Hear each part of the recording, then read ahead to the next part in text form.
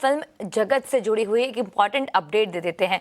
जंगली पिक्चर्स की हक ने दुनिया भर में धमाल मचा दिया है। रिव्यूज की बाढ़ आ गई है। क्रिटिक्स और दर्शक इसे साल की सबसे दमदार फिल्मों में से एक बता रहे हैं। यामी गौतम और इमरान हाशमी ने ऐसे पावर पैक्ड परफॉर्मेंस दिए हैं जो फिल्म खत्म होने के बाद भी आपके जहन में बस जाते हैं। फिल्म का हैरान कर देने वाला क्लाइमैक्स जिसने हर किसी को सीट से बांधकर रख दिया है। अगर आपने अभी तक हक थिएटर में नहीं देखी है तो आप वाकई बहुत कुछ मिस कर रहे हैं।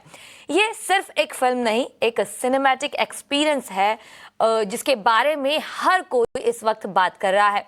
राजी, बधाई हो, बधाई 2 जैसी शानदार फिल्मों के बाद जंगली पिक्चर्स लेकर आया है एक और सोचने पर मजबूर कर देने वाला ड्रामा जो आज भी उतना ही प्रासंगिक और असरदार है।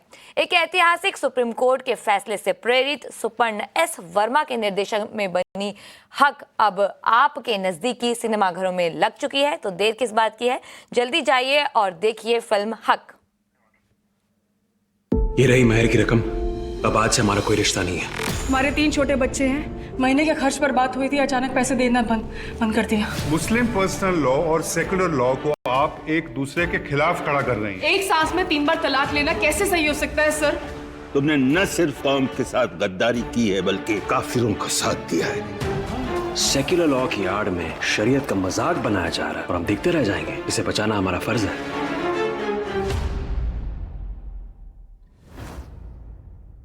नंबर्स आपके रहे हैं, वहां पे आपने कई तरीके के मानक रहे हैं। जैसे कॉस्ट को आपने जो कम किया वो एक मानक दिया, साथ ही प्रॉफिटेबिलिटी की बात करें तो वहां पे आप बोल रहे हैं कि बढ़त हो रही है। क्या ये रफ्तार हम मान के चल सकते हैं कि इस वित्त वर्ष में भी जारी रहेगी?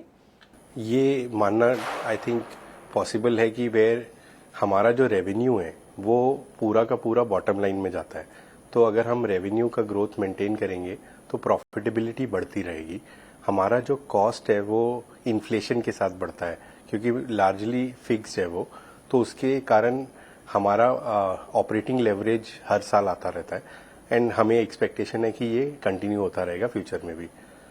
चूंकि आप सीएफओ हैं और कंपनी के जरा जो नंबर्स पे बड़ा बारीकी से नजर रखते हैं, इसलिए हम समझना चाहेंगे कि एक तो वैल्यूएशंस की बात हुई कि 34 गुना PEFY मल्टीपल का, यहाँ से वैल्यूएशन और बढ़ने वाली है, पहला नंबर्स में। और दूसरा मैं आपसे समझना चाहूंगा जो आपने कॉस्ट की बात की, तो आगे जाके कॉस्ट रैशनलाइजेशन और ज्यादा हो सकता है, अगर आप कुछ आंकड़ों में बता पाए।